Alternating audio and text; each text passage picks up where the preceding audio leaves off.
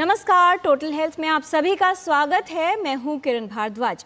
कितनी भी दूर और मुश्किल हो मंजिल, लक्ष्य लेकिन अर्जुन के तीर सा हो। कैसी भी मुश्किलें हो जीवन में, उन्हें सामना करने का हौसला और साहस एक वीर सा हो। कहा जाता है जीवन में जब मुश्किल समय आता है, ऐसे में साहस के साथ उनका सामना करने से ही मंजिल भी मिलती है और समस्याओं का समाधान भी। विशेष तौर पर अगर बात की जाए कैंसर जैसी बीमारी की और ब्रेन ट्यूमर्स की, ये एक ऐसी स्थिति है जिसके कहने पर या जब डॉक्टर ये बताता है कि किसी व्यक्ति को ब्रेन ट्यूमर हो गया है, तो व्यक्ति के लिए एक बड़ी समस्या और अपने जीवन को लेकर खतरा भी उत्पन्न हो जाता है। ऐसे में उसके लिए ये सोचना मुश्किल होता है कि अब ऐसी स्थिति में करना क्या है। आजकल की नई तकनीकों से ब्रेन ट्यूमर का जो इलाज है वो काफ़ी सरल हो गया है, प्रभावशाली हो गया है। इलाज की कौन सी तकनीकें उपलब्ध हैं, विशेष तौर पर अगर बात की जाए non invasive radio surgery treatments की, तो ऐसे में तकनीकें कौन सी हैं, कौन से इलाज के विकल्प हैं, ये जानेंगे विशेषज्ञों से। एक रिपोर्ट देखकर ये समझ लेते हैं कि दरअसल ब्रेन ट्यूमर किस तरह से उत्पन्न होता है और क्या होता है इसका प्रभाव व्यक्ति के स्वास्थ्य पर और उसके जीवन पर।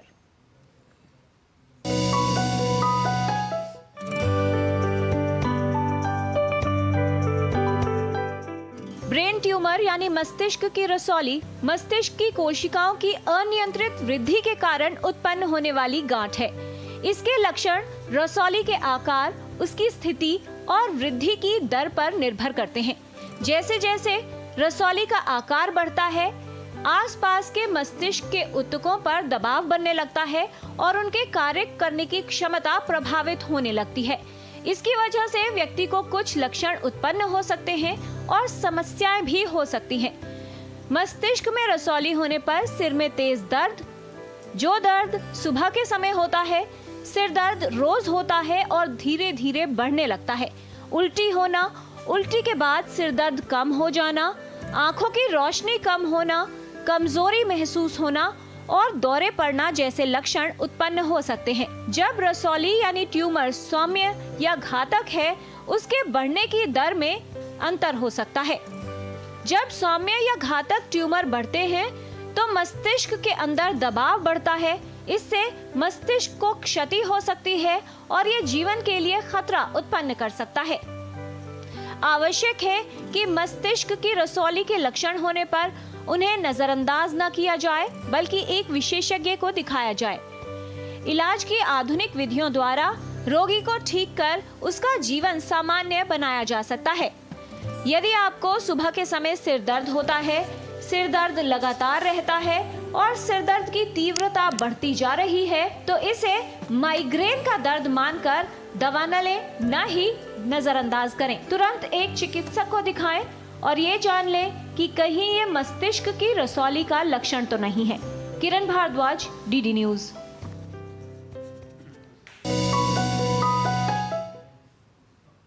समस्या है तो समाधान भी है और अगर ट्यूमर है तो उसके इलाज के कई विकल्प भी उपलब्ध हैं। नॉन इन्वेजिव ट्रीटमेंट टेक्निक्स कौन सी हैं रेडियो सर्जरी में जो ब्रेन ट्यूमर को ठीक करने के लिए या उसके उपचार के लिए उपयोग की जाती हैं, किस तरह से कार्य करती हैं ये तकनीक और क्या होता है इसका प्रभाव, क्या है इसके लाभ, जानते हैं विशेषज्ञों से। इस विषय पर बात करने के लिए हमारे साथ स्टूडियो में उपस्थित है विशेषज्ञों का खास पैनल, उनसे आपका परिचय करा दें। हमारे साथ हैं डॉक्टर सुप्रिया मलिक, आप associate professor department of radiation oncology, IRCH, all India institute of medical sciences. आज के डिस्कशन में शामिल हैं डॉक्टर कंवलजीत गर्ग, आप associate professor department of neurosurgery, all India institute of medical sciences. और आज के डिस्कशन में शामिल हैं doctor Aditya Gupta, chairman neurosurgery, Artemis hospital. अपने सभी विशेषज्ञों का स्वागत करते हैं। क्योंकि इलाज की नई विधियां हैं तो बहुत से सवाल हैं जो सभी के मन में रहते हैं। जानकारी लेने के लिए आप हमारे फ़ोन नंबर्स पर कॉल कर सकते हैं। 011 दिल्ली का STD कोड है जो आपको लगाना है और 2 नंबर्स हैं आपके पास जिस पर कॉल करके आप अपने प्रश्न पूछ सकते हैं या समस्या का समाधान ले सकते हैं। नंबर है 23387031 और 23097670। आप अपने प्रश्न ईमेल के माध्यम से भी हम तक पहुंचा सकते हैं। ईमेल एड्रेस है ddnewstotalhealth@gmail.com। तो आइए जानकारी की शुरुआत करते हैं और समझते हैं कि कौन सी प्रभावशाली विधियां हैं जिसमें नॉन इन्वेजिव ट्रीटमेंट टेक्निक्स की बात की जाए, रेडियो सर्जरी की जो उपयोग की जाती है ब्रेन ट्यूमर के इलाज के लिए। सबसे पहले डॉक्टर आदित्य गुप्ता आपसे समझना चाहेंगे, जब ब्रेन ट्यूमर की बात आती है हमारे देश के परिप्रेक्ष्य में की बात की जाए तो कितना चैलेंजिंग और जटिल परिस्थिति आपको लगती है अगर एडवांस स्टेजेस में, क्योंकि बहुत सारे मामले सामने आते हैं, किस तरह की जटिलताएं और क्या चुनौती? देखिए, सबसे जो इम्पॉर्टेंट चीज़ है कि ब्रेन ट्यूमर का डायग्नोसिस बहुत टाइमली होना चाहिए। जब पेशेंट हमारे पास आता है जिसमें बीमारी सब जगह फैली है तो उसका किसी भी तरह से इलाज करना बहुत मुश्किल हो जाता है। अच्छी बात यह है कि अच्छी क्वालिटी का MRI अब हमारे देश के छोटे शहरों में भी बहुत अच्छे से अवेलेबल है। और एक और अच्छी बात है कि इसकी वजह से हमारे पास जो ब्रेन ट्यूमर आ रहे हैं वो एक लिमिटेड साइज़ के आ रहे हैं। लोगों में अवेयरनेस भी बढ़ रही है कि काफ़ी सारे ब्रेन ट्यूमर नॉन कैंसरस होते हैं और इस वजह से ये जो नॉन इन्वेजिव ट्रीटमेंट है वो एक रियलिटी है और इसकी पॉपुलैरिटी बढ़ती जा रही है, इसकी अवेयरनेस भी बढ़ती जा रही है। जी डॉक्टर कंवलजीत, पहले सभी लोगों को लगता था कि यदि ब्रेन ट्यूमर है तो उसके लिए सर्जरी ही एकमात्र विकल्प है और उसे लेकर भय भी रहता था और चिंता भी। किस तरह का बदलाव आया है जब बात करते हैं नॉन इन्वेजिव ट्रीटमेंट की, जिसमें ना कोई घाव होगा, आघात नहीं होगा और इसके रिजल्ट्स भी काफ़ी प्रभावशाली और अच्छे माने जाते हैं? किरण जी, ये बहुत अच्छा क्वेश्चन पूछा है आपने। जैसे कि डॉक्टर आदित्य ने बताया कि आजकल MRI काफ़ी इजीली अवेलेबल है, इसलिए MRI से ट्यूमर तब पकड़े जाते हैं जब वो छोटे हैं। इस छोटे साइज़ के ट्यूमर्स में रेडियो सर्जरी का बहुत अच्छा रोल है और ये सिलेक्टेड ट्यूमर्स में बहुत कारगर थेरेपी है।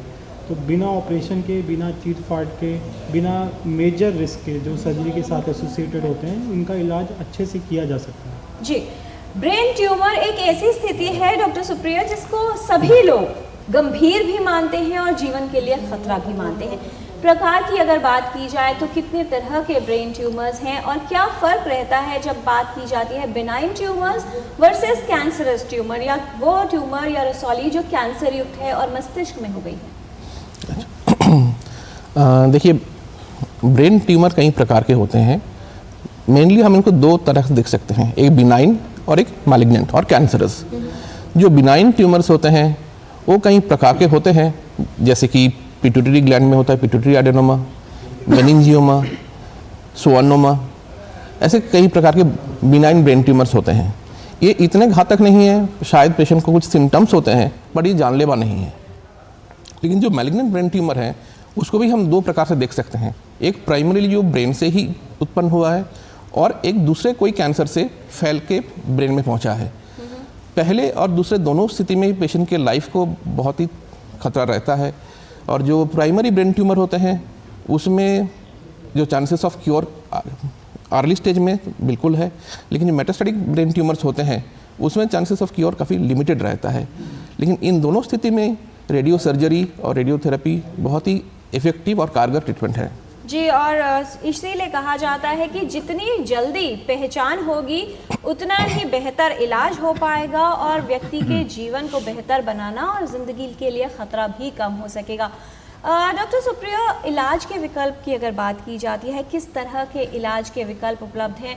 अगर ओवरऑल जब ट्रीट करने की बात आती है तो क्या क्या मोडालिटीज़ हैं जिसका प्रयोग किया जाता है ब्रेन ट्यूमर को ट्रीट करने के लिए? देखिए, जो प्राइमरी ब्रेन ट्यूमर होते हैं जो कि मैलिग्नेंट है, उस केसेस में सर्जरी सबसे पहले किया जाता है।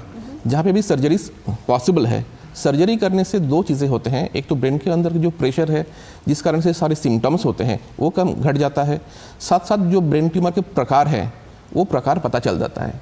पता चलने से ट्रीटमेंट अलग अलग ब्रेन ट्यूमर के अलग अलग प्रकार से होते हैं, उस ट्यूमर का ट्रीटमेंट हम एकदम स्पेसिफिक वे में कर सकते हैं। जी डॉक्टर आदित्य गुप्ता, किस आधार पर यह तय किया जाएगा कि जो ब्रेन ट्यूमर है उसका इलाज किस विधि द्वारा सबसे पहले किया जाए और फिर आगे की प्रक्रिया क्या होगी? तो देखिए, इसमें मैं दो मेन चीज़ें बोलना चाहूँगा। जैसा डॉक्टर सुप्रियो ने बताया कि जो ट्यूमर ब्रेन से ही पैदा हो रहा है, जिसको फॉर एग्जांपल हम ग्लायोमा कहते हैं, उस तरह के ट्यूमर में सर्जरी का मेन रोल है। और दूसरा जो प्रिंसिपल है कि जो ट्यूमर का साइज़ है वो अगर वो बहुत ज़्यादा बड़ा है और वो ट्यूमर प्रेशर सिम्टम्स बना रहा है, जैसे आपने बताया अभी प्रोग्राम में कि सुबह हेडेक हो रहा है, हेडेक टाइम के साथ बढ़ता जा रहा है, और ब्रेन में जो आसपास की नसें हैं उस पर प्रेशर पे सिम्टम आ रहा है, फॉर एग्जांपल अगर पिट्यूटरी ट्यूमर है तो पेशेंट की एक या दो आँख की नज़र कम हो सकती है।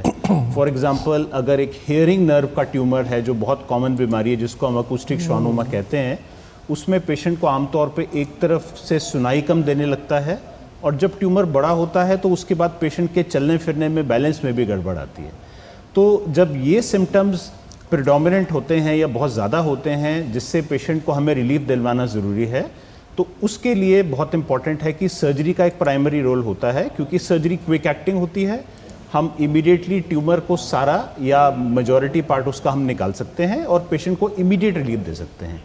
ऑन दी अदर हैंड अगर ट्यूमर लिमिटेड साइज़ का है, स्पेशली अगर 2-3 सेंटीमीटर के साइज़ का है, तो हम रेडियो सर्जरी से नॉन इन्वेजिवली पेशेंट को बिना चीर फाड़ के एक ही दिन के ट्रीटमेंट में कुछ 40-50 मिनट में 1 घंटे के अंदर हम ट्रीटमेंट कंप्लीट कर सकते हैं। जी, बहुत सारे ईमेल्स हमारे पास आ गए हैं।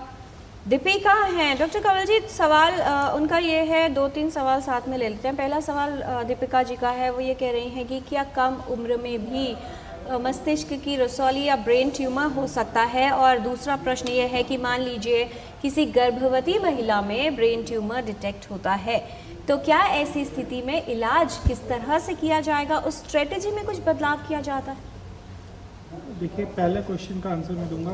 हाँ, ये आजकल काफ़ी कॉमन हो गया है कि छोटी उम्र के बच्चों में भी ब्रेन की रसौलियाँ होने लगी हैं और रसौलियों की टाइप डिफरेंट होती है। बड़े लोगों में अलग होती हैं, छोटे बच्चों में अलग होती हैं, बट छोटे बच्चों में भी ब्रेन ट्यूमर या ब्रेन की रसौली हो सकती है। अब इलाज की बात करें तो गर्भवती महिला के अंदर अगर ब्रेन ट्यूमर है तो हम यूजुअली जी इसके ऊपर भी हम बात करेंगे। एक और प्रश्न है डॉक्टर सुप्रियोर, ये प्रश्न है आपके लिए जी। ये कहा जा रहा है कि जब रेडियोथेरेपी का जिक्र आता है तो काफ़ी सारे इसके अंदर जो है जटिलताएं होने की संभावना रहती है। तो क्या डॉक्टर आदित्य गुप्ता किस तरह से बताना चाहेंगे कि क्या फ़र्क आया है जब सर्जरी की बात की जाए और जो नॉन इन्वेजिव ट्रीटमेंट मेथड्स की हम बात की जाए, कंपैरिजन जब करते हैं तो क्या लाभ बताना चाहेंगे और कितना बड़ा कदम इसको माना जा सकता है, एक सफलता मानी जाए कि जहां प्रभाव भी अधिक हो रहा है और इससे होने वाली जटिलताएं भी कम है? देखिए, हम इसको ये देख सकते हैं कि 2 डिसिप्लिन्स बड़े क्लियर हैं। एक तो न्यूरोसर्जरी, जहाँ पे जैसा मैंने बताया बड़े ट्यूमर्स का हम फटाफट पेशेंट को रिलीफ दे सकते हैं।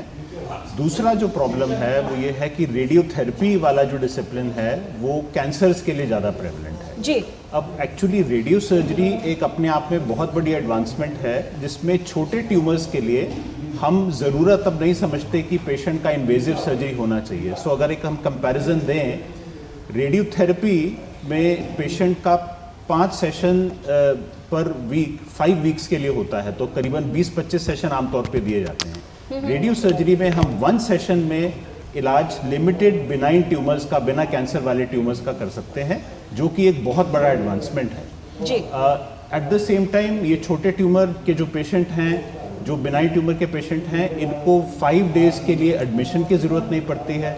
अगर हम बात करें सर्जरी में बहुत एडवांसमेंट हुई है, पर तब भी हम 1% का रिस्क तो देंगे पेशेंट को कि सर्जरी में कुछ कॉम्प्लिकेशन, कुछ प्रॉब्लम आ सकती है। तो रेडियो सर्जरी का बेसिक एडवांटेज ये है कि हम इन दोनों के बीच में काम कर रहे हैं। हम रेडिएशन का बहुत ही हाई डोज यूज़ कर रहे हैं और हम एक ही सेशन में उसको डिलीवर कर रहे हैं, इसीलिए इसको हम रेडियो सर्जरी कहते हैं, रेडियोथेरेपी नहीं कहते। जी, इसी से जुड़ा हुआ सवाल था कि क्यों इसको रेडियो सर्जरी कहा जाता है जब सर्जरी नहीं हो रही है, तो इसका जवाब आपने ऑलरेडी दे दिया है।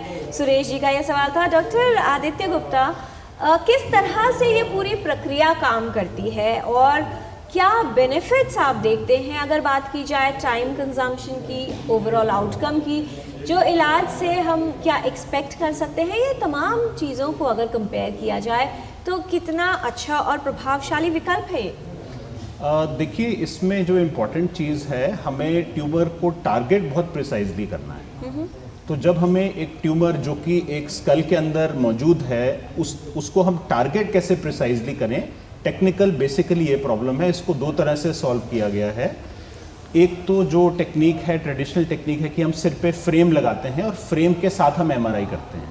तो फ्रेम में मार्कर्स होते हैं जिससे हम ट्यूमर की पोजीशन क्लियरली डिफाइन कर सकते हैं। दूसरा तरीका है कि हम बिना फ्रेम के काम करें, बट इमेजिंग है जो पेशेंट की पोजीशन को वेरीफाई करती रहती है। राइट। तो अब इन दो टेक्निक्स को यूज करके जो हमें बेसिक फायदा मिलता है कि पेशेंट का कई हफ्ते के इलाज से शॉर्टन होके 1 दिन का इलाज हो जाता है और आउटकम्स में प्रैक्टिकली कोई फर्क नहीं है। तो अगर हम पुराना लिटरेचर देखें जिसमें 20-30 साल पहले फॉर एग्जांपल मेनिंजियोमा जैसे बिनाइन ट्यूमर का रेडिएशन थेरेपी होता था 25 सेशन का, और आज 1 सेशन में हम रेडियो सर्जरी करते हैं, तो प्रैक्टिकली आउटकम्स में कोई फर्क नहीं है।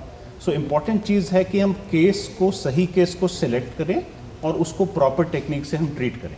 जी, सही तरीके से ये जान लेना कि कौन से मामले में इसका उपयोग किया जा सकता है वो बहुत ही ज़्यादा महत्वपूर्ण है।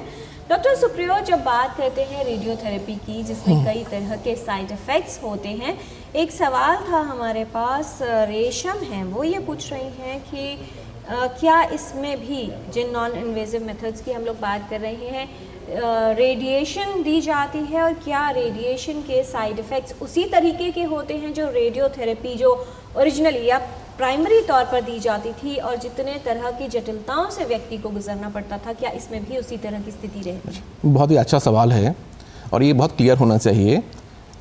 ये नाम जो है रेडियो सर्जरी, उसी से ये स्पष्ट होना चाहिए कि इसमें भी रेडिएशन यूज़ होता है। चाहे रेडियो थेरेपी हो चाहे रेडियो सर्जरी हो, दोनों में ही जो मेन ट्रीटमेंट है that is with radiation. Radiation कई प्रकार के होते हैं।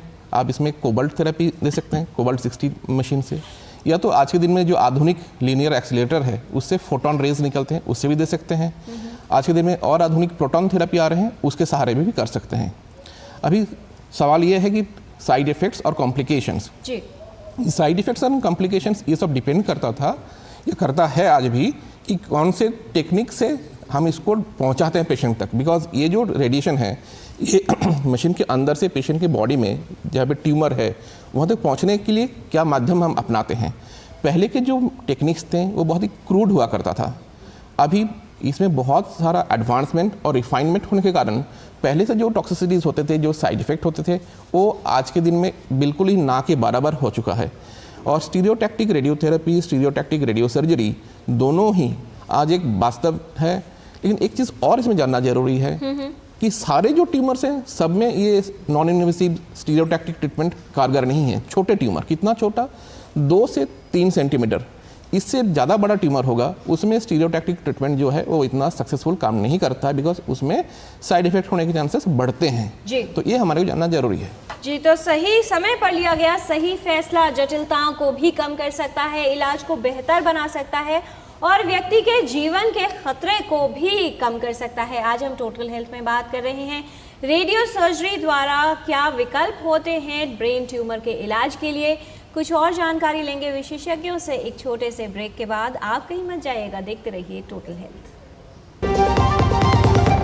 एक ऐसा तबका जो रिटायरमेंट के बारे में आज भी बिल्कुल नहीं सोचता वो है औरतें। औरतें कमा के भी वनरेबल हैं। सो एनपीएस एक इक्वालिटी ला रहा है, हम सब एक बराबर प्लेटफॉर्म पे हैं। अपने बेहतर कल को सुनिश्चित करने के लिए एनपीएस जरूरी है। बात जब पीढ़ियों के लिए बनने वाले घर की हो तो जिम्मेदारी बड़ी हो जाती है। गैलेंट समझता है ये जिम्मेदारी। अब डबल एम रिब्स के साथ गैलेंट एडवांस टीएमटी रीबार निर्माण का रियल हीरो। सुरक्षा की गारंटी हर चीज में जरूरी है, चाहे वो मुश्किल स्टंट हो या अच्छी फसल। इसलिए ले आइए IIL के ट्रैक्टर ब्रांड का शिनबार, जो देता है सुंडी और ट्रिप से सुरक्षा की गारंटी।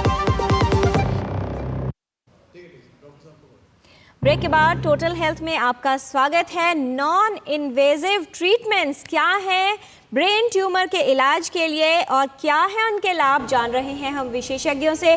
देखते हैं एक छोटी सी रिपोर्ट और समझ लेते हैं कि दरअसल ये विधियां किस तरह से कार्य करती हैं।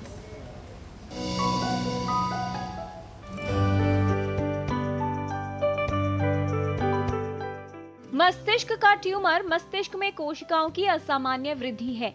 ये बिनाइन यानी सामान्य या कैंसर युक्त हो सकता है और कई तरह की जटिलताएं उत्पन्न कर सकता है।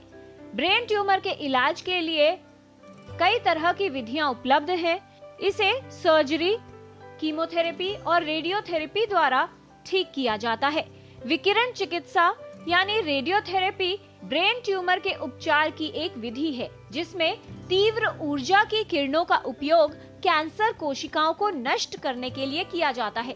रेडियोथेरेपी को अकेले या सर्जरी व कीमोथेरेपी के साथ संयोजन उपचार के रूप में उपयोग किया जा सकता है। इस थेरेपी के कैंसर में कई उपयोग होते हैं।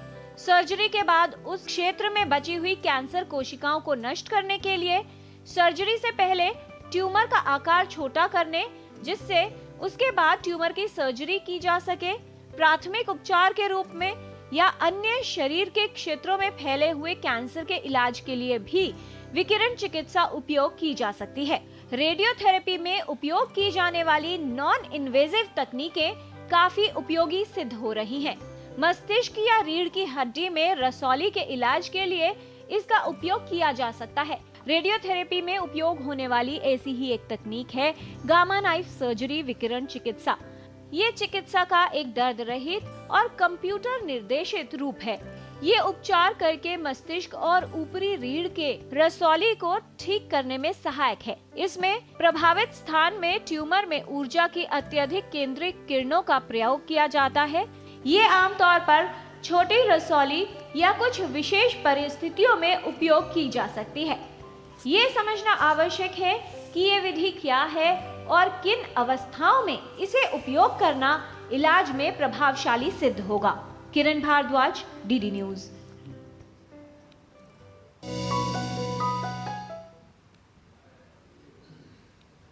तो विधियां और तकनीक कई है, लेकिन कब इसका प्रयोग करना है ये एक महत्वपूर्ण चुनाव होता है। डॉक्टर कंवलजीत, किस तरह से ये निर्धारित किया जाएगा कि कौन से मामले में ये विधि उपयोगी होगी और इससे इलाज बेहतर हो सकता है? ये एक बहुत महत्वपूर्ण क्वेश्चन है। देखिए, सबसे पहली चीज़ है कि मोस्टली इसको गामा नाइफ या रेडियो सर्जरी को हम बिनाइन ट्यूमर्स में यूज़ करते हैं। दूसरा इम्पॉर्टेंट जो है फैक्टर है वो है ट्यूमर का साइज़। जैसा कि डॉक्टर सुप्रियो ने ऑलरेडी बताया है कि अगर ट्यूमर छोटा है तो उसको हम सेफली रेडियो सर्जरी के द्वारा ट्रीट कर सकते हैं। इसके लिए महत्वपूर्ण है कि ट्यूमर छोटे साइज़ पे ही पकड़ा जाए। अगर ट्यूमर बड़ा है तो उसमें रेडिएशन, नॉर्मल ब्रेन को रेडिएशन बहुत ज़्यादा लगने का चांस होता है जिससे कॉम्प्लिकेशन आ सकते हैं। इसलिए साइज़ सबसे बड़ा इम्पॉर्टेंट फैक्टर है जी। और अगर ये बात की जाए डॉक्टर आदित्य गुप्ता की, क्योंकि कई तरह की तकनीकें हैं, अगर गामा नाइफ की बात की जाती है, साइबर नाइफ की बात की जाती है, इन दोनों तकनीकों में क्या फ़र्क है और किस तरह से उपयोगी हो सकती हैं ये? देखिए, मोर और लेस अगर हम ब्रेन ट्यूमर का इलाज करते हैं तो पेशेंट के बेनिफिट में, पेशेंट के रिजल्ट में इन दोनों तकनीकों में कोई फ़र्क नहीं है। थोड़ा थोड़ा जो मशीन में आपस में डिफरेंसेस हैं वो हम जान सकते हैं, और मैंने personally gamma knife, cyber knife दोनों पे काम किया है। तो देखिए, ट्रेडिशनली गामा नाइफ में फ्रेम लगाया जाता है सिर के ऊपर, जिससे हमें थोड़ा सा फ़ायदा एक्यूरेसी में मिलता है, बट वो पेशेंट के लिए थोड़ा सा पेनफुल रहता है। दूसरा फ़र्क है कि गामा नाइफ में हम सिर्फ सिर का इलाज कर सकते हैं, बट साइबर नाइफ में हम बॉडी के कई पार्ट्स का इलाज कर सकते हैं। तीसरा जो फ़ायदा ये है कि बेसिकली अगर आप फ्रेम नहीं लगा रहे हैं तो आपको पॉसिबिलिटी है कि आप सेशन, एक ही सेशन के बजाय अप टू 5 सेशंस भी यूज़ कर सकते हैं। तो कई बार हमारे पास पेशेंट आते हैं जिसका जो ट्यूमर है वो फॉर एग्जांपल ऑप्टिक नर्व से चिपका हुआ है या ब्रेन स्टेम से चिपका हुआ है, तो अगर हम रेडिएशन डोज को 3 या 5 फ्रैक्शंस में डिलीवर करें वो पेशेंट के लिए ज़्यादा सेफ होता है। अब जो गामा नाइफ का लेटेस्ट वर्जन है उसमें भी ये पॉसिबिलिटी है कि हम बिना फ्रेम के भी ये इलाज कर सकते हैं। तो बेसिकली दोनों मशीनों का जो नेट रिजल्ट है, पेशेंट का आउटकम है, वो बहुत सिमिलर है, बट कुछ अगर हम बारीकियों में ना जाएं तो कुछ इंडिकेशंस में कुछ फ़र्क होता है कि हम एक तकनीक को प्रेफर करते हैं दूसरी तकनीक के ऊपर। जी, और आपने ये भी कहा कि जो साइबर नाइफ है वो अन्य जगह के ट्यूमर के लिए भी उपयोग किया जा सकता है। कौन कौन सी और स्थितियां हैं जिसमें ये उपयोगी सिद्ध हो सकती है प्रक्रिया? तो देखिए, जैसा आपने विजुअल में देखा, जो साइबर नाइफ की मशीन है उसका रीच हेड से लेके फुट तक कहीं पे भी है। इसके जो ब्रेन ट्यूमर्स के अलावा इम्पॉर्टेंट एप्लीकेशंस हैं वो लंग कैंसर में हैं, प्रोस्टेट कैंसर में हैं, लिवर कैंसर में हैं, और बहुत इंपॉर्टेंटली एज अ न्यूरोसर्जन अगर मेरे पास कोई पेशेंट आता है जिसमें स्पाइन की 1 या 2 हड्डियां इन्वॉल्व हैं कैंसर में, तो हम बिना ऑपरेशन के उस एक या दो हड्डी में मौजूद कैंसर को साइबर नाइफ से हम ट्रीट कर सकते हैं। कई बार हम स्पाइन के ट्यूमर्स ऑपरेट करते हैं जिसका एक पार्ट अंदर रह जाता है जो नस के साथ स्पाइनल कैनाल से बाहर जा रहा है, उसको भी हम साइबर नाइफ से इजीली ट्रीट कर सकते हैं। जी डॉक्टर कंवलजीत, एक प्रश्न जो आपके लिए था, पहले हम उसे ले नहीं पाए थे कि प्रेगनेंसी के दौरान अगर ब्रेन ट्यूमर की स्थिति जो है डिटेक्ट होती है तो क्या उसमें पहले डिले किया जाता है ट्रीटमेंट शुरू करने के लिए, या किस तरह से प्लानिंग होती है, कैसे इलाज की प्रक्रिया आगे बढ़ती है? देखिए, ऐसा है कि हमने काफ़ी सारे पेशेंट देखे हैं जिन्हें प्रेगनेंसी के दौरान ब्रेन ट्यूमर का डायग्नोसिस बन जाता है। ये एक सिंपल सिचुएशन नहीं, ये कॉम्प्लेक्स सिचुएशन है, इसका कोई भी एक आंसर करेक्ट नहीं होगा। तो बहुत सारी चीज़ें देखी जाती हैं। अगर ट्यूमर स्लो ग्रोइंग है, बेनाइन है और मान लीजिए 8 मंथ्स प्रेगनेंसी के ऑलरेडी हो गए हैं तो हम 1 महीना 2 महीने वेट भी कर सकते हैं। बट अगर मान लीजिए अर्ली प्रेगनेंसी में ट्यूमर डिटेक्ट होता है और ट्यूमर थोड़ा तेज़ी से बढ़ने वाला लग रहा है तो उसमें हम यूजली सर्जरी प्रेफर करते हैं और उसमें हम कोशिश यही करते हैं कि मिनिमम पॉसिबल जो हम कर पाएँ without any much risk to the patient और बच्चे के रिस्क के बिना, वो सब हम ऐसी कोशिश करते हैं। जी फिलहाल एक कॉलर है मध्य प्रदेश से, लखन है फ़ोन लाइन पर जिन्होंने कॉल किया है। लखन जी, स्वागत आपका, क्या जानना चाहते हैं आप? नमस्कार। जी नमस्कार। मैं जानना चाह रहा हूँ, मेरे छोटे भाई का अभी मार्च में ऑपरेशन हुआ था ब्रेन ट्यूमर। जी तो ऑपरेशन तो हो गया मगर उसकी थेरेपी चली 1 महीने तक, तो वापस जी डॉक्टर आदित्य गुप्ता, ये जानना चाह रहे हैं कि अगर एक बार ट्रीटमेंट हो गया है तो रेकरेंस के कितने चांसेस हैं? हालांकि ऑपरेशन इन्होंने कहा है तो माना जाए कि सर्जरी हुई होगी शायद ब्रेन की। देखिए, सबसे इम्पॉर्टेंट है कि ब्रेन ट्यूमर हम समझते हैं कि एक बीमारी है, ब्रेन ट्यूमर एक बीमारी नहीं है। जैसा अभी डॉक्टर सुप्रियो और डॉक्टर कंवल ने भी बताया है, ब्रेन ट्यूमर बहुत अलग अलग तरह के होते हैं। तो जो कॉलर हैं उनसे सबसे इम्पॉर्टेंट सवाल हमें जानना है कि वो कौन सा ब्रेन ट्यूमर था इनके बच्चे को और उसकी बायोप्सी रिपोर्ट में किस तरह का ट्यूमर निकला है। इस एक फैक्ट से ही हम आगे का ट्रीटमेंट डिराइव कर सकते हैं कि उनके लिए क्या बेस्ट रहेगा। जी डॉक्टर सुप्रिया, किस तरह की संभावनाएं होती हैं? क्या कुछ विशेष प्रकार के ट्यूमर्स ऐसे होते हैं जिनमें जेनेटिक कंटेंट भी रहता है, या अगर जो किसी में परिवार में किसी व्यक्ति को हो तो वो आगे होने की संभावना भी हो सकती है? इस तरह का भी क्या कोई रिलेशन देखा जाता है ब्रेन ट्यूमर्स में? देखिए, ज़्यादातर जो ब्रेन ट्यूमर्स होते हैं, जो मैलिग्नेंट ब्रेन ट्यूमर होते हैं, उसमें ऐसा बहुत कम है जिसमें फैमिलियल एसोसिएशन है। बट कुछ कुछ ट्यूमर्स होते हैं जिसमें फैमिलियल एसोसिएशन या जेनेटिक म्यूटेशंस रहने की रिस्क रहता है। पर्टिकुलरली जिसमें न्यूरोफाइब्रोमेटोसिस नाम का एक चीज़ होता है। तो जैसे कुछ पेशेंट्स में मेनिंजियोमा है तो उनके फैमिलीज़ में ऐसे मेनिंजियोमास होने की रिस्क रहता है। बट वो जो परसेंटेज है वो बहुत ही कम, लेस देन 1% होगा जिसमें ये जेनेटिक म्यूटेशन या फैमिलियल इनहेरिटेंस की बात आती है। जी, तो आज हम टोटल हेल्थ में बात कर रहे हैं ब्रेन ट्यूमर के इलाज के लिए रेडियो सर्जरी की विधियों और तकनीकों के बारे में। कुछ और जानकारी लेंगे विशेषज्ञों से एक छोटे से ब्रेक के बाद। आप देखते रहिए टोटल हेल्थ, हम जल्द लौटते हैं। बात जब पीढ़ियों के लिए बनने वाले घर की हो तो जिम्मेदारी बड़ी हो जाती है। गैलेंट समझता है ये जिम्मेदारी। अब डबल एम रिब्स के साथ गैलेंट एडवांस TMT रीबार, निर्माण का रियल हीरो। सुरक्षा की गारंटी हर चीज में जरूरी है, चाहे वो मुश्किल स्टंट हो या अच्छी फसल। इसीलिए ले आइए IIL के ट्रैक्टर ब्रांड का शिनबा, जो देता है सुंडी और ट्रिप से सुरक्षा की गारंटी। ये विशाल है ना, इसका सब प्रॉपर चलता है। कल उसके बैंक अकाउंट में 15,000 रुपए का फ्रॉड हुआ है, पता है? इसको तो कोई टेंशन ही नहीं होती है, देखना। टेंशन क्यों? मेरी कोई गलती नहीं थी। फिर भी फ्रॉड होने पर मैंने तुरंत बैंक को इन्फॉर्म कर दिया। RBI कहता है अगर आपके अकाउंट से किसी ने धोखे से पैसे निकाले हैं तो बैंक को जल्द से जल्द इन्फॉर्म कीजिए। 3 दिन के अंदर इन्फॉर्म किया तो कोई नुकसान नहीं होगा। जितना लेट करोगे उतना ज्यादा नुकसान। और सुन, सब चलता नहीं है, प्रॉपर चलाना पड़ता है। RBI कहता है जानकार बनिए, सतर्क रहिए। ब्रेक के बाद टोटल हेल्थ में आपका स्वागत है। Non invasive treatment techniques for brain tumour, इस विषय पर आज टोटल हेल्थ में हम बात कर रहे हैं। हमने ये जानकारी ली है कि किस तरह से ये विधियां काम करती हैं। और अगर बात की जाए जटिलताओं या साइड इफ़ेक्ट्स की, डॉक्टर सुप्रिया, क्या इसके अंदर भी कुछ जटिलताएं होने की संभावना रहती है? उन्हें मैनेज करने के लिए सावधान रहने की आवश्यकता है, विशेष तौर पर अगर बात की जाए रेडियो सर्जरी के नॉन इन्वेजिव ट्रीटमेंट्स की? बिल्कुल। देखिए, रेडिएशन जो है वो एज सच बहुत ज़्यादा कुछ साइड इफ़ेक्ट ऐसे नहीं करते हैं, बट रेडिएशन से ब्रेन के अंदर एक प्रकार के स्वेलिंग या इडिमा होता है। सो 2-3 चीज़ें देखने पड़ते हैं। एक कि जो ट्यूमर है वो कितना साइज़ में बड़ा है। जितना बड़ा ट्यूमर होगा उसके ऊपर आप रेडियो सर्जरी करेंगे, उतना ज़्यादा ब्रेन के अंदर इडिमा बनने के रिस्क रहेगा एंड उसके जो सब्सिक्वेंट कॉम्प्लिकेशन है वो बनने के रिस्क रहता है। इसको मिटिगेट करने के लिए कंजर्वेटिव मेडिसिन है, ट्रीटमेंट है, वो अप्रोच अडॉप्ट करना पड़ता है। दूसरा जो पॉइंट है कि ब्रेन ट्यूमर कितने नज़दीक है क्रिटिकल स्ट्रक्चर के साथ। जैसे हम बात कर रहे हैं पिट्यूटरी एडेनोमा का, पिट्यूटरी ट्यूमर एकदम क्लास आसपास उनके ऑप्टिक अपैरेटस होगा जो कि हमारे आँखों से रोशनी को पहुंचाती है। अगर हम उसमें रेडिएशन के डोज को ठीक से कंट्रोल नहीं करते हैं तो हो सकता है लंबे अवधि के बाद उनको रोशनी में कमी आ सकती है। ऐसे ही अगर हम देखेंगे दूसरे कोई ट्यूमर के ट्रीटमेंट कर रहे हैं जो कि पिट्यूटरी ट्यूमर के नज़दीक है, सो पिट्यूटरी हार्मोन्स के भी डोज कम जो काम है वो उसमें इफेक्ट आ सकता है।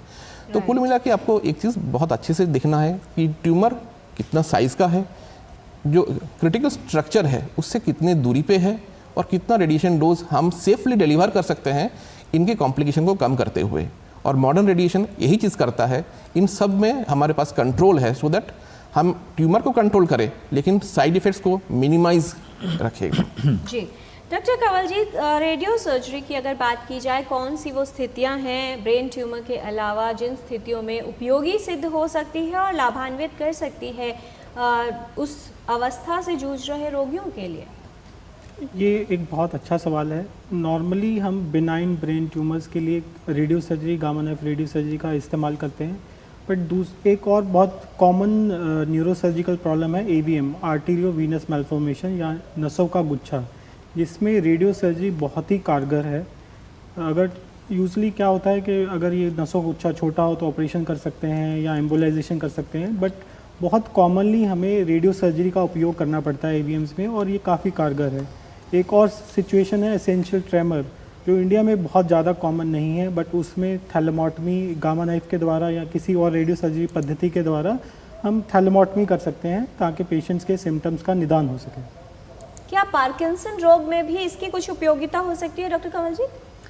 पार्किंसन रोग में इनिशियल डेज में इसका उपयोग किया गया था। अब ये देखा गया कि उसमें फ़ायदा तो होता है बट कॉम्प्लिकेशन होने के रिस्क भी थोड़े ज़्यादा होते हैं, इसलिए गामा नाइफ का पार्किंसन में बहुत ज़्यादा उपयोग आज की तारीख में नहीं किया जाता है। जी डॉक्टर आदित्य गुप्ता, 2 प्रश्न हैं आपके लिए। एक तो हमारे व्यूअर हैं जिन्होंने आपका जो मैसेज आप बोल रहे थे कि जटिलताएं इसके अंदर कम होती हैं और टारगेट किया जाता है वो लक्ष्य जहां पर ट्यूमर है उसी के विषय में वो सवाल पूछ रहे हैं कि क्या आपने कहा कि शायद कभी ऐसी पॉसिबिलिटी भी होती है कि एक ही सिटिंग में भी प्रोसीजर पूरा हो सकता है। तो सुरेश हैं वो ये जानना चाह रहे हैं कि क्या इस विधि का उपयोग करने से ऐसा भी संभावना हो सकती है कि रेकरेंस के चांस ज़्यादा हो, क्योंकि ब्रेन ट्यूमर जो है वो जिस पोर्शन में है सिर्फ उसी पर ही जो है प्रक्रिया की जा रही है? देखिए, ये एक बहुत इम्पॉर्टेंट जानने की ज़रूरत है कि जो बीमारियां हैं जो लोकलाइज्ड हैं, जो अभी हमने बात करी, जैसे पिट्यूटरी ग्लैंड का ट्यूमर है, श्वानोमा है और मेनिंजोमा है, ये बीमारियां जितनी MRI में दिखती हैं उतनी ही अंदर मौजूद हैं। तो इसमें रेडियो सर्जरी का जो रिज़ल्ट है वो बहुत अच्छा मिलता है। बट अगर जो ब्रेन का प्राइमरी ट्यूमर जिसकी हम बात करें, जो कि काफ़ी कॉमन ट्यूमर है जिसको ग्लायोमा कहते हैं जी, उसमें हम रेडियो सर्जरी का इस्तेमाल इसलिए नहीं करते क्योंकि जो ट्यूमर के सेल्स हैं वो सराउंडिंग ब्रेन में मौजूद हैं। तो उस बीमारी के लिए आज की डेट में भी रेडियोथेरेपी का बहुत अच्छा रोल है।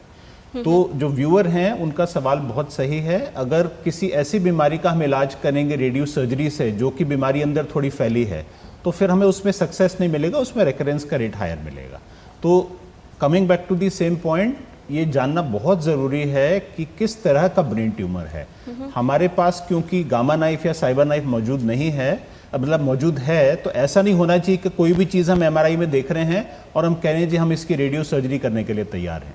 जी तो ये बहुत महत्वपूर्ण जो है स्थिति है कि सही चुनाव किया जाए कि कौन से कैंडिडेट के लिए या किस स्थिति में इस प्रक्रिया का उपयोग किया जाएगा।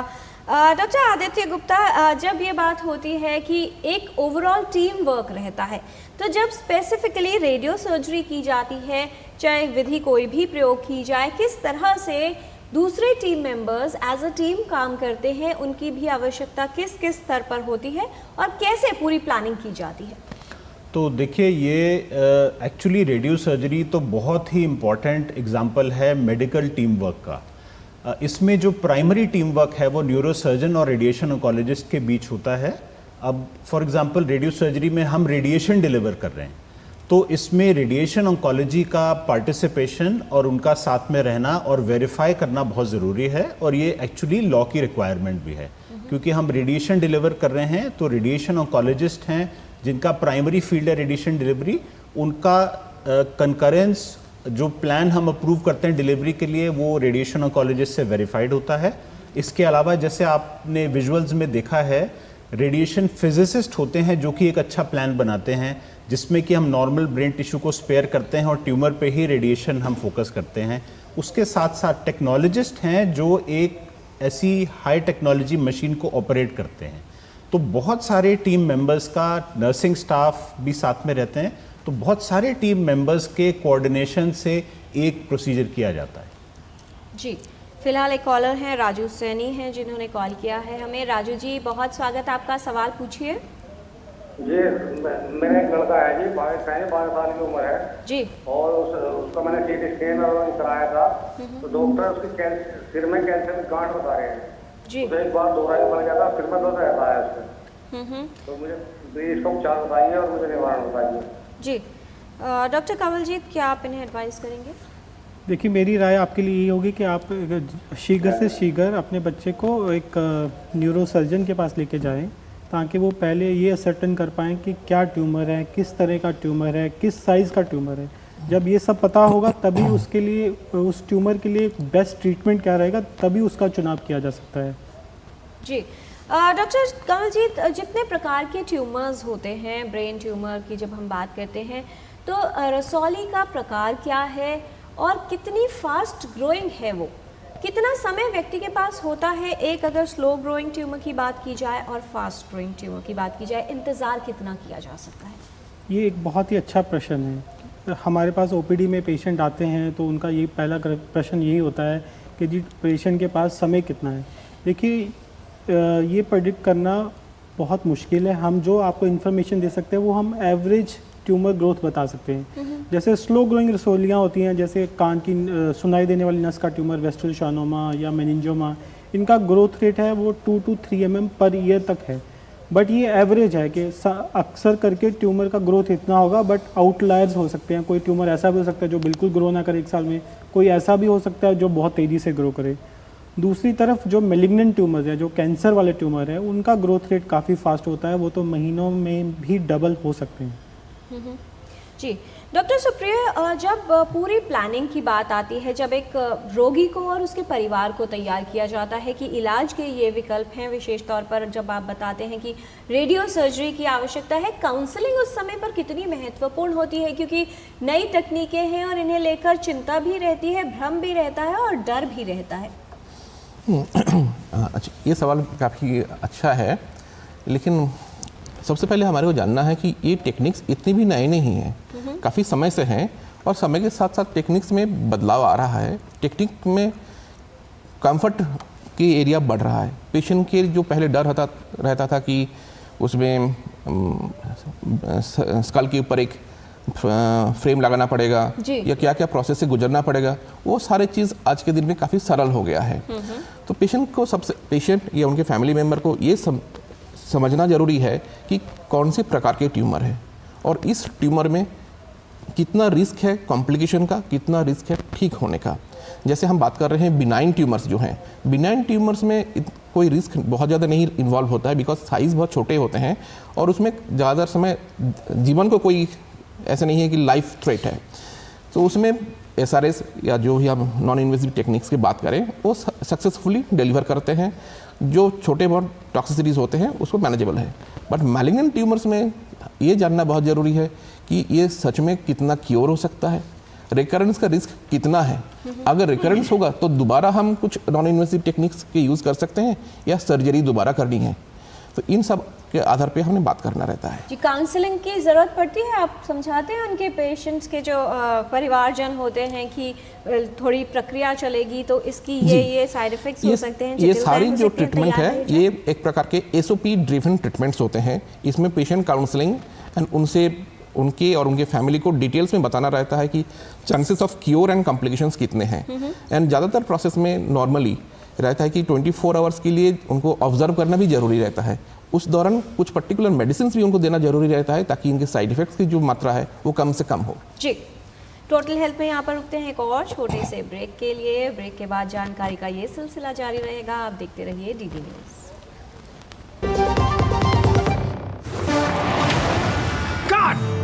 सुरक्षा की गारंटी हर चीज में जरूरी है, चाहे वो मुश्किल स्टंट हो या अच्छी फसल।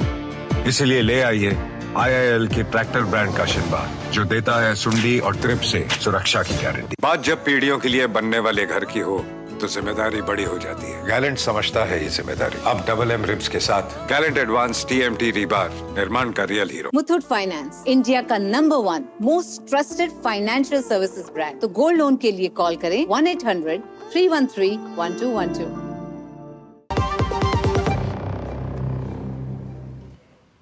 ब्रेक के बाद टोटल हेल्थ में आपका स्वागत है। Non invasive treatments for brain tumour, इस विषय पर हम बात कर रहे हैं। एक कॉलर है फोन लाइन पर, वडोदरा से कॉल किया है वीरेंद्र सिंह जी ने। स्वागत है आपका, सवाल पूछिए।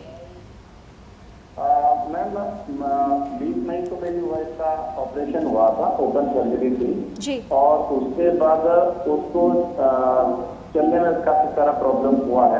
मेलेरियामा जो ये था डिटेक्ट हुआ था जी, और उसके बाद उसको फुट ड्रॉप की जो सिचुएशन है वो क्रिएट हुई थी। तो अभी फिजियोथेरेपी चलती है, क्या ये मैं जानना चाहता हूँ ये इसका साइड इफेक्ट रहता है और क्या मुझे इसके बाद कोई और ट्रीटमेंट के लिए लाइक रेडियो वाले में भी जाना पड़ेगा, ये नॉर्मल वे में ठीक हो जाएगा? जी, डॉक्टर सुप्रियो।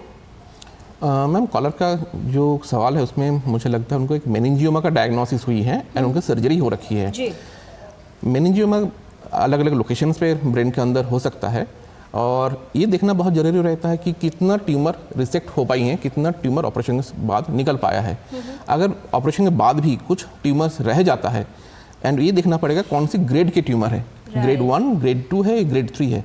अगर ग्रेड 2 या ग्रेड 3 ट्यूमर है जिसमें भी ट्यूमर ऑपरेशन के बाद भी बचा हुआ है, उसमें रेडियोथेरेपी या रेडियो सर्जरी के ट्रीटमेंट की ज़रूरत पड़ेगी और वो कराना ठीक रहेगा। तो इनको रेगुलर फॉलोअप में रहना पड़ेगा विशेषज्ञों से जहां पर ट्रीटमेंट चल रहा है, ये जानने के लिए कि एक तो इसकी ग्रेडिंग क्या थी और क्या आगे और इलाज की आवश्यकता होगी।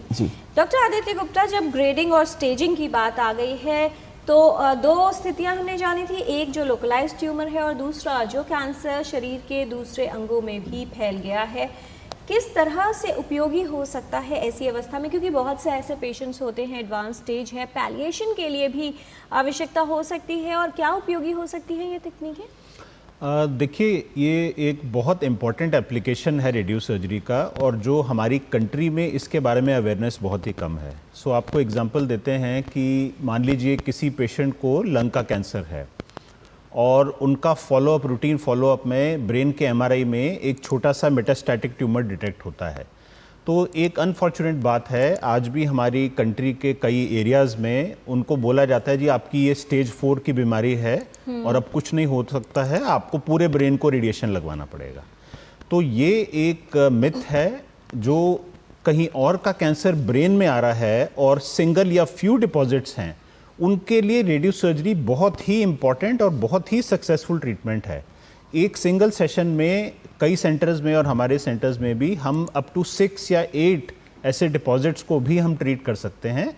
और उसमें हमें क्या फ़ायदा मिलता है कि ब्रेन की जो रेडिएशन टॉलरेंस है, हम उसके अंदर ही काम कर रहे हैं। तो मान लीजिए किसी पेशेंट को 2 या 3 डिपॉजिट थे ब्रेन में, हमने एक बार रेडियो सर्जरी में उसको ट्रीट कर दिया और 1 साल बाद 2-3 और डिपॉजिट आते हैं, तो दोबारा से हम रेडियो सर्जरी को इस्तेमाल कर सकते हैं।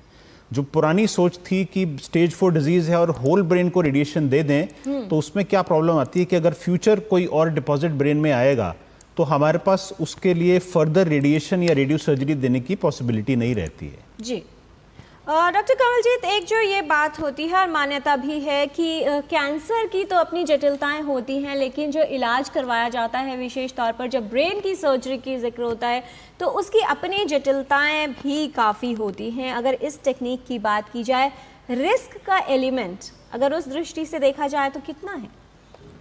देखिए, मैं अपने पेशेंट्स को ये बताता हूँ, सर्जरी और रेडियो सर्जरी दो अलग चीज़ें हैं। सर्जरी के फ़ायदे ये हैं कि हम ऑपरेशन जब करते हैं तो ट्यूमर जितना सेफली निकाल सकते हैं वो एकदम से निकाल देते हैं। अगर ट्यूमर पूरा निकल गया और बेनाइन डिजीज़ है तो पेशेंट क्योर हो जाता है। बट सर्जरी के दौरान अपने रिस्क होते हैं, एनेस्थीसिया के रिस्क, बाकी फिर जो ब्रेन के पार्ट में हम ऑपरेशन कर सकते हैं वहाँ ब्लीडिंग हो सकती है, इन्फेक्शन हो सकता है, तरह तरह के रिस्क होते हैं।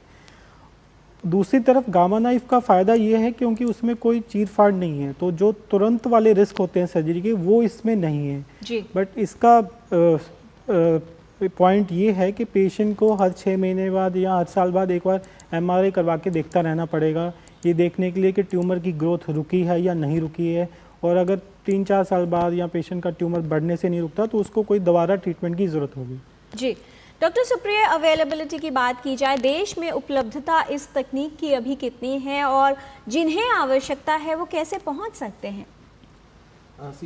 रेडियोथेरेपी और चाहे रेडियो SRS हो, SRT हो, दोनों के लिए जो इक्विपमेंट की ज़रूरत है वो है लीनियर एक्सेलरेटर। साइबरनाइफ भी एक तरह का लीनियर एक्सेलरेटर है जी।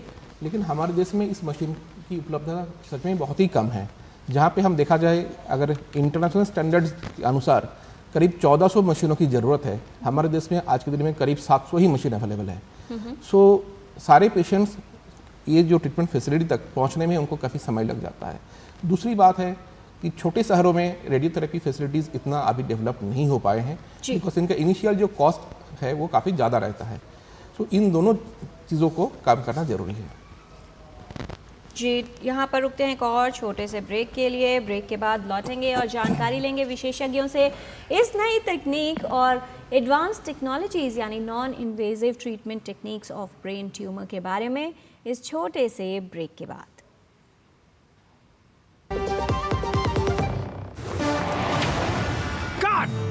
सुरक्षा की गारंटी हर चीज में जरूरी है, चाहे वो मुश्किल स्टंट हो या अच्छी फसल।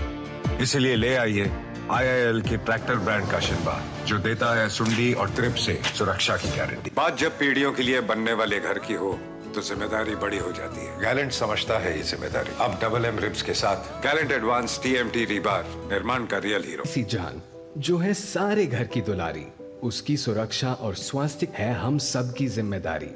5 साल से कम उम्र के बच्चों को दस्त से बचाने के लिए तैयार है परिवार। रक्षा, रोकथाम और उपचार। रक्षा के लिए 6 महीने तक बच्चे को सिर्फ माँ का दूध पिलाएं। रोकथाम मतलब साफ घर, साफ टॉयलेट और साफ बर्तन, और खाना बनाने से पहले और शौच या मल साफ करने के बाद हाथ अच्छे से धोएं। उपचार के लिए जब बच्चे को दस्त लगे तो उसे तुरंत ORS का घोल पिलाएं और 2 हफ्ते तक जिंक की गोली दें। दस्त होते ही अपने नजदीकी स्वास्थ्य केंद्र से जल्द संपर्क करें। ORS और जिंक की गोलियां स्वास्थ्य केंद्र पर निशुल्क उपलब्ध हैं। जब बच्चे स्वस्थ रहेंगे तो हंसते मुस्कुराते रहेंगे। याद रहे, दस्त के विरुद्ध तैयार है परिवार। रक्षा, रोकथाम और उपचार।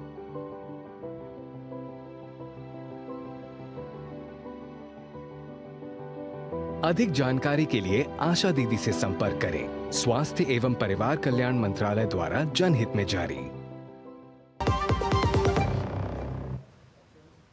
ब्रेक के बाद टोटल हेल्थ में आपका स्वागत है। ब्रेन ट्यूमर के इलाज के लिए रेडियो सर्जरी की तकनीकों के विषय में हम जान रहे हैं विशेषज्ञों से। इस पर बात करने के लिए हमारे साथ उपस्थित है विशेषज्ञों का पैनल। हमारे साथ हैं doctor Supriya Malik, associate professor radiation oncology AIIMS से। हमारे साथ हैं doctor Kamaljeet Garg, additional professor neurosurgery AIIMS. और हमारे साथ उपस्थित हैं doctor Aditya Gupta, chairman neurosurgery Artemis hospital. फिलहाल एक कॉलर हैं जो फ़ोन कर रहे हैं गुरुग्राम से, फ़ोन लाइन पर हमारे साथ हैं। स्वागत आपका, सवाल पूछिए। नमस्कार सर, नमस्कार मैम। मेरा नाम सिद्धार्थ दुक्कल है, गुड़गांव से बात कर रहा हूँ। क्या जानना चाहते हैं सिद्धार्थ जी? मेरे फादर को जीपीएम ट्रीटेड हुआ था, ब्रेन ट्यूमर जीपीएम जी। उनकी बायोप्सी के बाद में आईजीआरटी रेडियो सर्जरी हुई थी, रेडियो थेरेपी हुई थी सॉरी। इसके बाद मुझे पता करना है कि मेरे फादर के लिए न्यूरो सर्जरी कोई टेक्निक पॉसिबल है, और क्या सर्जरी में कोई कट्स लगती हैं या बिना कट की सर्जरी होती है? डॉक्टर आदित्य, देखिए, जो ग्लायोब्लास्टोमा है, हमें जानना है कि ये एक बहुत ही शरीर के खराब कैंसर में से एक कैंसर है। एट द सेम टाइम इसमें बहुत सारे ट्रीटमेंट पॉसिबल हैं। तो आपके फादर की सर्जरी हो चुकी है, रेडिएशन थेरेपी हो चुकी है। अब इसके बाद नेक्स्ट स्टेप है कि रिपीटेड इमेजिंग से फॉलोअप होना चाहिए कि बीमारी कंट्रोल में है या नहीं है। साथ में इनको स्टैंडर्ड ऑफ केयर है कि टिमोजोलामाइड की इनको टैबलेट कीमोथेरेपी के फॉर्म में देनी चाहिए, जो कि बहुत ही वेल टॉलरेटेड है। हर महीने के 6 दिन इनको एक एक टैबलेट दी जाती है आमतौर पे। तो आप ये स्टैंडर्ड ट्रीटमेंट पे आप फॉलो करिए, और रिपीटेड एमआरआई हर 3-3 महीने में करा के आप अपने स्पेशलिस्ट से मिलते रहिए। जी, टोटल हेल्थ में हम बात कर रहे हैं ब्रेन ट्यूमर्स के इलाज के लिए रेडियो सर्जरी की तकनीकों के बारे में। कुछ और जानकारी लेते हैं रैपिड फायर क्वेश्चंस राउंड के माध्यम से। छोटे सवाल और बहुत छोटे जवाब। पहला सवाल डॉक्टर सुप्रिया आपसे कि क्या मस्तिष्क में होने वाली हर रसौली यानी ट्यूमर कैंसरस होता है?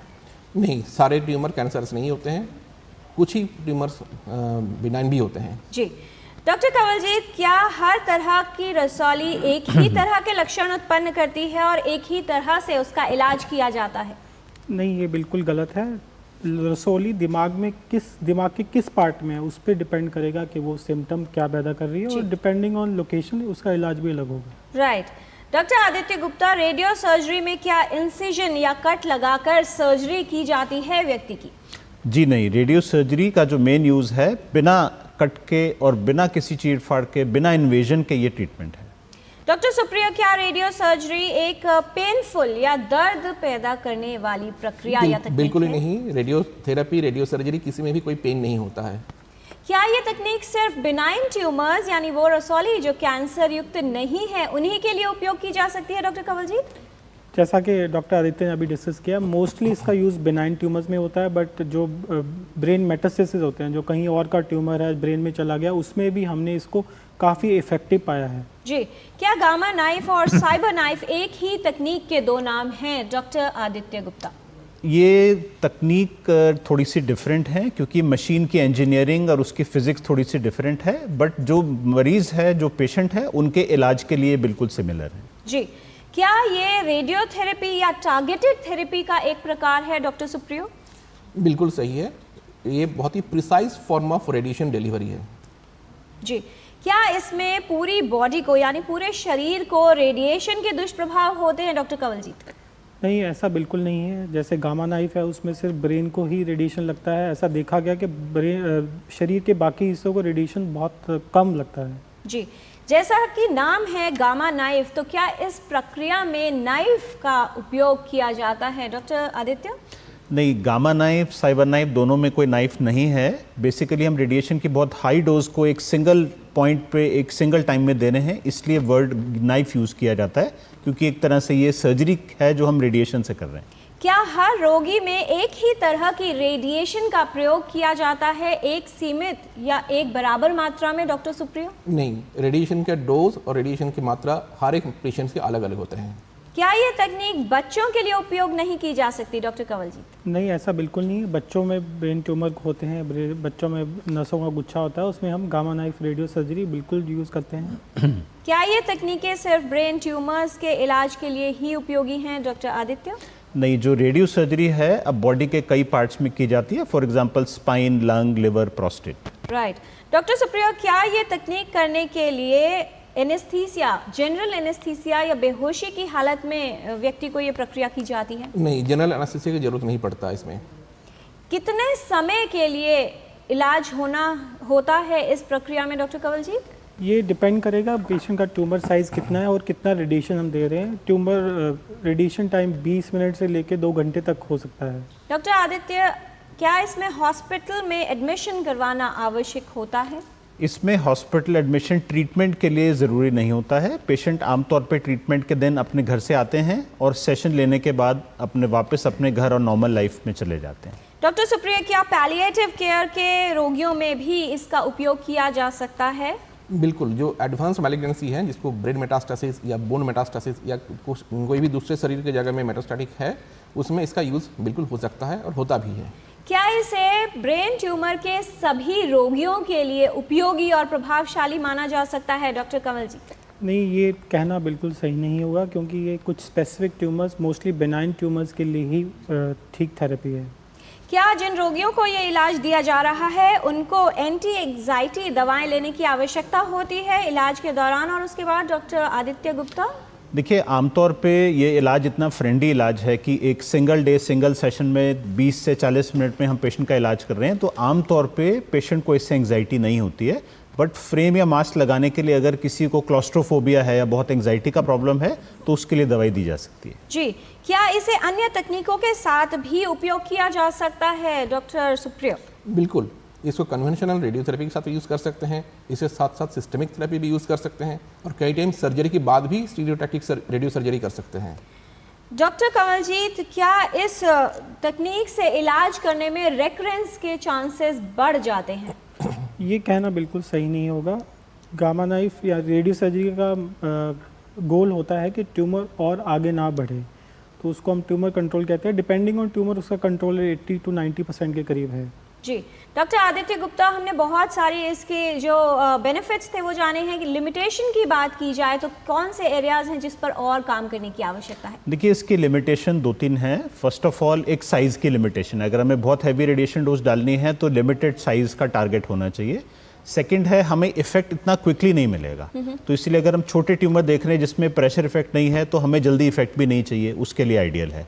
तीसरा लिमिटेशन है कि अगर इसका हमें कोई बायोकेमिकल इफेक्ट चाहिए, जैसे कोई कुशिंग्स डिजीज़, पिट्यूटरी ग्लैंड का हार्मोन का ट्यूमर है, तो हमें हार्मोन का रिडक्शन जल्दी नहीं मिलेगा।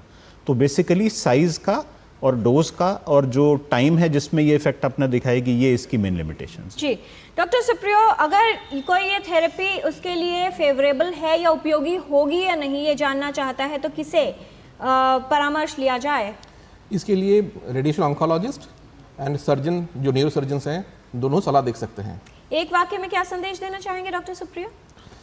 आज के दिन में जो मॉडर्न रेडिएशन है वो बहुत ही सेफ है और अगर किसी पेशेंट को ऐसी कोई बीमारी का पता चलता है, वो बिना डरे रेडिएशन ऑन्कोलॉजिस्ट, न्यूरो सर्जन्स उनको मिले, सलाह लें और ट्रीटमेंट कराए, ना कि घर में बैठे रहें। डॉक्टर कमलजीत, आपका संदेश? अगर किसी का ब्रेन ट्यूमर का डायग्नोसिस बनता है तो उसको घबराने की ज़रूरत नहीं है। आपको उचित एक पढ़े लिखे न्यूरोसर्जन या रेडिएशन ऑन्कोलॉजिस्ट के पास जाके सलाह लेनी है। और अगर आपका बिनाइन ट्यूमर है, छोटा ट्यूमर है, तो उसका रेडियो सर्जरी से बिना किसी चीर फाड़ के, बिना मेजर रिस्क के इलाज पॉसिबल है आज की दुनिया में। डॉक्टर आदित्य, खर्च कितना है, साथ ही आपका संदेश एक वाक्य में? देखिए, खर्च जो है इसका वेरी करता है प्राइवेट सेक्टर और गवर्नमेंट सेक्टर में, बट रफली जितना एक नॉर्मल ऑपरेशन में खर्च आता है उतना ही खर्च इसका होना चाहिए। तो एज अ पॉलिसी मेरे ख्याल से हर हॉस्पिटल को ये कोशिश करनी चाहिए कि जितने जो चार्ज ऑपरेशन का है उतनी ही चार्ज में ये रेडियो सर्जरी भी ऑफर करना चाहिए। जी, बहुत धन्यवाद इस तमाम जानकारी के लिए doctor Supriya Malik, doctor Kamaljeet Singh, doctor Kamaljeet Garg और डॉक्टर आदित्य गुप्ता। विस्तार से आपने बताया है नॉन इन्वेजिव ट्रीटमेंट टेक्निक्स किस तरह से काम करती हैं, क्या लाभ है इनके और किस तरह से ब्रेन ट्यूमर और कुछ अन्य स्थितियों में इसका उपयोग किया जा सकता है। इलाज के विकल्प कहीं हैं। आधुनिक तकनीकों से कैंसर जैसी गंभीर बीमारियों का इलाज भी सरल हो गया है। आवश्यकता इस बात की है कि हम सतर्क रहें। सतर्कता से ही बड़े से बड़ी समस्या को जल्द पहचान कर ठीक किया जा सकता है। इसलिए कोई भी लक्षण जो आपको लगता है कि ब्रेन ट्यूमर का हो सकता है, उसे नज़रअंदाज ना करें। मामूली सिर दर्द मानकर दवा ना खाते रहें, एक विशेषज्ञ के पास अवश्य जाएं। साथ ही अपनी सेहत को लेकर सतर्क रहें, क्योंकि सतर्कता से ही स्वास्थ्य को ठीक भी रखा जा सकता है और कई खतरों को कम भी किया जा सकता है। स्वस्थ जीवन शैली अपनाएं जिससे कई तरह की स्वास्थ्य समस्याओं का खतरा कम हो। आज के कार्यक्रम में इतना ही। हमारी पूरी टीम को दीजिए अनुमति, कल लौटेंगे एक नए विषय के साथ। आज के लिए इतना ही। नमस्कार।